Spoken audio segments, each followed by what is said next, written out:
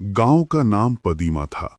बंगाल के उन इलाकों में जहां रात जल्दी उतर आती है और सुबह देर से आती है, जहां सूरज ढलने के बाद हवा में नमी नहीं, कुछ और तैरने लगता है।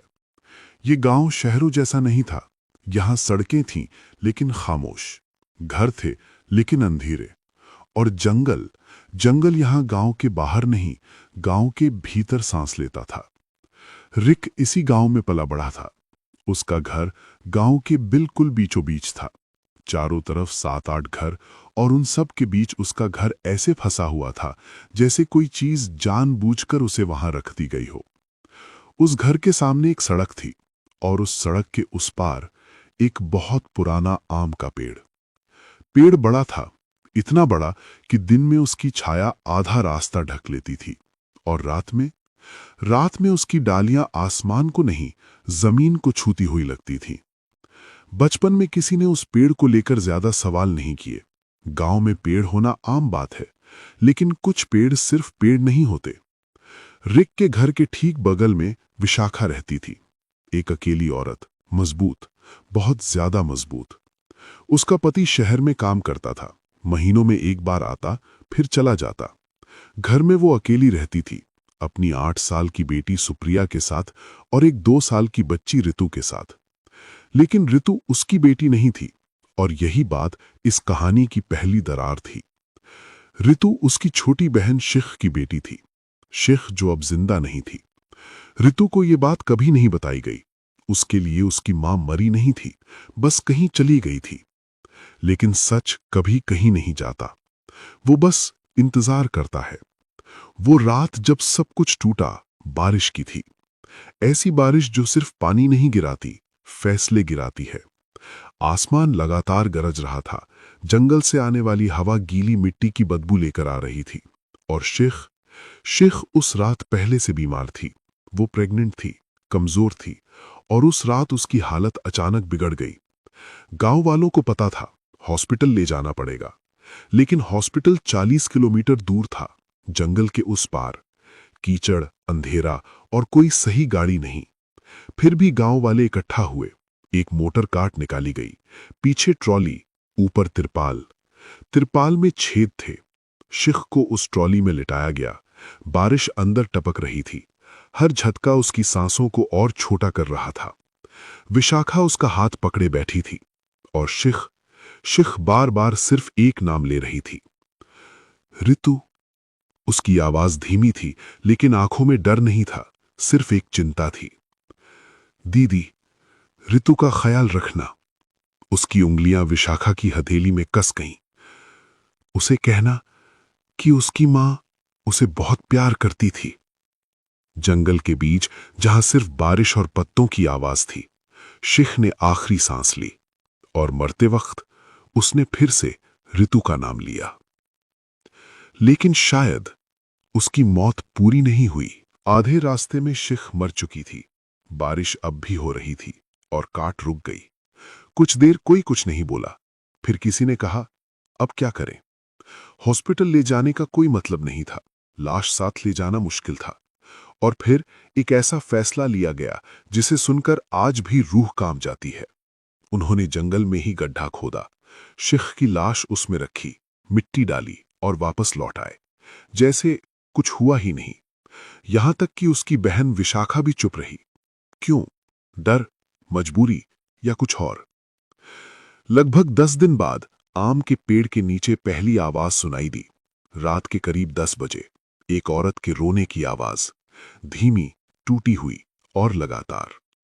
विशाखा बाहर निकली, और उसने देखा सफेद साड़ी में एक औरत घुटनों में सिर छुपाए आम के पेड़ के नीचे बैठी थी।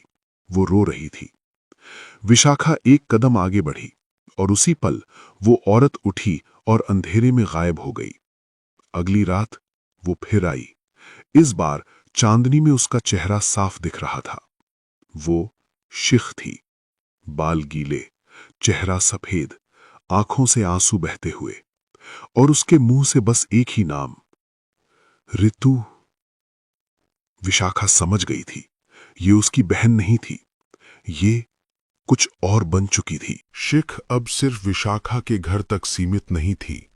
उसकी मौजूदगी धीरे धीरे पूरे गांव में फैलने लगी। रात होते ही आम के पेड़ के आसपास हवा भारी हो जाती थी। ऐसी हवा जो चलती नहीं थी, रेंगती थी, और उसी हवा के साथ आती थी एक आवाज, रितु। कभी फुसफुसाहट, कभी सिसकी, और कभी ऐसा लगता जैसे कोई गले पर जोर डालकर चिल्ला रहा हो। शुरुआत में लोग बहाने ढूंढते रहे। किसी ने कहा हवा की आवाज है, किसी ने कहा जानवर रो रहे होंगे, लेकिन समस्या ये थी कि आवाज हर रात एक ही जगह से आती थी, आम के उसी पेड़ के नीचे से। कुछ ही दिनों में गांव के बच्चों ने उस रास्ते से जाना बंद कर दिया। औरतें सूर्य ढलते ही घरों में कैद हो जाती। मर्द भी अकेले उस तरफ जाने से बचने लगे। डर धीरे धीरे आदत बन रहा था। रिक उस वक्त छोटा था। उसके साथ उसकी 2 बहनें थीं, पीकू और टुकू। एक रात तीनों छत पर सो रहे थे। गर्मी थी, नींद नहीं आ रही थी। तभी पीकू ने रिक का हाथ पकड़ लिया। भैया, नीचे कोई है? रिक ने पहले मजाक समझा, लेकिन फिर वो आवाज उसने भी सुनी, रितु। रिक की सांस अटक गई। तीनों ने धीरे से नीचे झांका। आम के पेड़ के नीचे वो खड़ी थी। सफेद साड़ी, लंबे गीले बाल, चेहरा ऊपर नहीं था, लेकिन उसका सिर अस्वाभाविक तरीके से पीछे मुड़ा हुआ था, जैसे गर्दन टूट चुकी हो। और वो लगातार पेड़ के तने को नोच रही थी, नाखूनों से। लकड़ी से खुरचने की आवाज आज भी रिक के कानों में जिंदा है। टुकू वहीं बेहोश हो गई। पीकू रोने लगी और रिक पहली बार समझ गया कि ये कहानी अब अफवाह नहीं रही। उस रात के बाद चीजें बदल गईं। शिख अब सिर्फ रोती नहीं थी, अब वो देखती थी। जिसे देखती उसे चुन लेती। एक शाम पीकू बस स्टैंड से लौट रही थी। अंधेरा हो चुका था। गांव लगभग खाली था। जैसे ही वो आम के पेड़ के पास पहुंची, उसने ऊपर देखा, और जो उसने देखा वो कभी नहीं भूल पाई। शिख उल्टी लटकी हुई थी। पेड़ की डाल से बाल जमीन को छू रहे थे। शरीर धीरे धीरे झूल रहा था, और उसकी आंखें सीधे पीकू को देख रही थी। न पलक झपकना, न कोई आवाज, बस देखना। पीकू चीखती हुई भागी। 3 दिन तक बुखार में तड़पती रही। नींद में बस एक ही बात चिल्लाती, वो मुझे देख रही थी। अब गांव में कोई शक नहीं बचा था, लेकिन सबसे बड़ा सच अभी बाकी था। विशाखा ने सोचा था कि वो सब संभाल लेगी।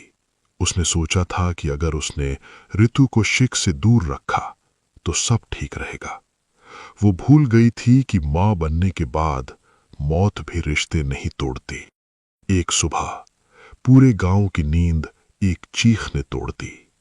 आम के पेड़ के नीचे विशाखा की 8 साल की बेटी सुप्रिया लटकी हुई थी, उल्टी, वैसे ही जैसे शिख को देखा गया था। उसका शरीर ठंडा था, आंखें खुली थीं।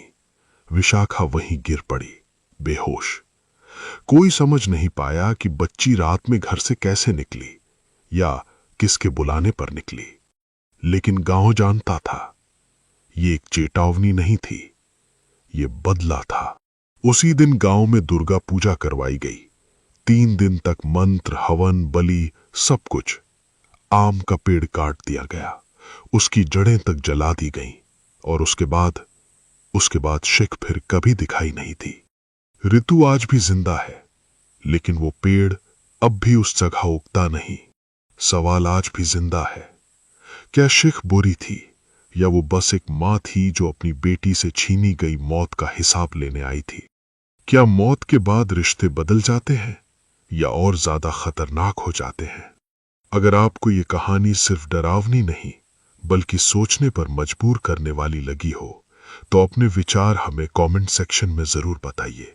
और अगर आपके पास भी कोई ऐसा अनुभव है जो आज तक आपके अंदर दबा हुआ है, तो आप हमें शेयर कर सकते हैं। हम मिलेंगे अगली कहानी में।